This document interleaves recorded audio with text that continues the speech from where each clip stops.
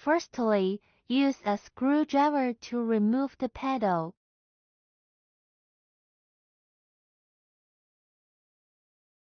The gray pedal is the old one. The black pedal is the new one. The smooth side of the insert is the reverse side.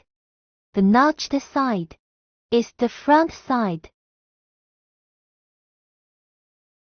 You need to press the tab on the front of the insert with your finger to pull out the insert.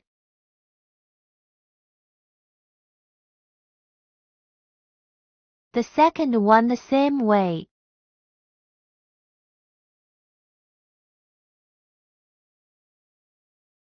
When replacing a new foot insert, attention please. The smooth side faces inward. The second notched side faces inward.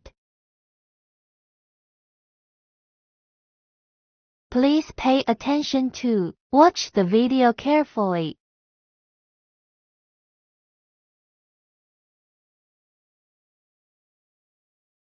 Finally, put the pedals on the car.